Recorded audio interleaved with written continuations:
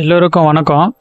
இன்றைக்கி நம்ம என்ன பார்க்க போகிறோம்னாக்கா, வள்ளலாரோட கருத்தை பற்றி பார்க்க போகிறோம்.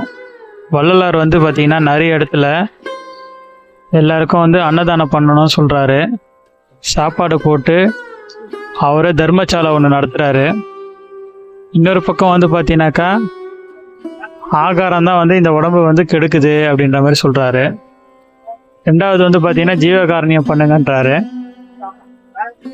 இன்னொரு இடத்துல பார்த்தீங்கன்னாக்கா, மைதுனம் அதுதான் உடலுக்கு பார்த்தீங்கன்னா 10% கேடு விளைவிக்குதுன்னு சொல்கிறாரு. திருப்பியும் அவரே இன்னொரு இடத்துல பார்த்தீங்கன்னாக்கா 15 நாளைக்கு ஒரு வாட்டி தேக சம்பந்தம் வச்சுக்கலான்னு சொல்கிறாரு. இப்படியே இது போயிட்டே இருக்கு. இடத்துல என்ன சொல்கிறாருனாக்கா, இந்த மனித தேகம் கிடைக்கிறது அவ்வளோ ஈஸி கிடையாது. இது பல பிறவிகள் எடுத்து அதுக்கப்புறமா லாஸ்ட்டாக நல்ல புண்ணியம் பண்ணியிருந்தால் தான் இந்த மனித பிறவி கிடைக்குன்றாரு. ரெண்டாவது பார்த்தீங்கன்னாக்கா, இந்த மனித பிறவி பார்த்தீங்கன்னா எதனால் கிடைக்குதுன்னா, ஜீவகாரணியமே இந்த மாதிரி அன்னதானம் இதெல்லாம் பண்ணுறதுனால தான் ஜீவ ஒழுக்கம் அதெல்லாம் பண்ணுறதுனால தான் இந்த மனித பிறவி கிடைக்குதுன்னு சொல்கிறாரு. பிறவியில் இந்த தேகத்தை விட்டுட்டானாக்கா நெக்ஸ்ட்டு இந்த பிறவி கிடைக்குமான்றது தெரியாதுன்னு சொல்கிறாரு.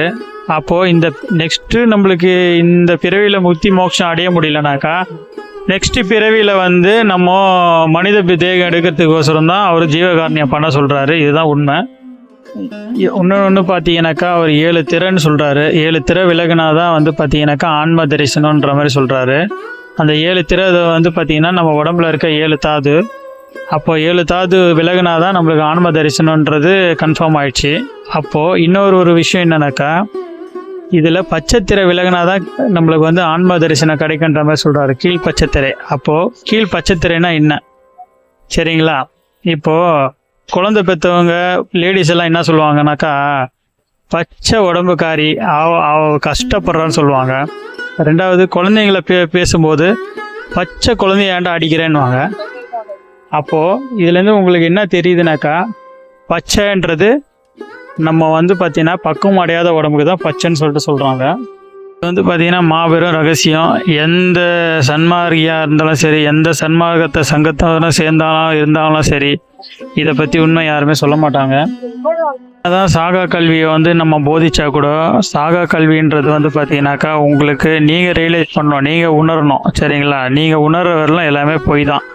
நீங்கள் என்றைக்கு உணர்றீங்களோ அன்றைக்கி பார்த்தீங்கன்னா உங்களுக்கு புரிய வரும். இது எந்த புக்குலேயும் இருக்காது, எந்த இதுலேயும் இருக்காது. எல்லாமே தானாக ரியலைஸ் பண்ணணும். அப்புறம் இதுதான் சொல்கிறாரு, இந்த உடம்பு பச்சை மண்ணுன்னு சொல்கிறாரு. அப்போ அந்த பச்சை மண்ணை சுடணும். அதுதான் எப்படின்னு சொல்லிட்டு அடுத்தடுத்த வீடியோவில் பார்க்கலாம்.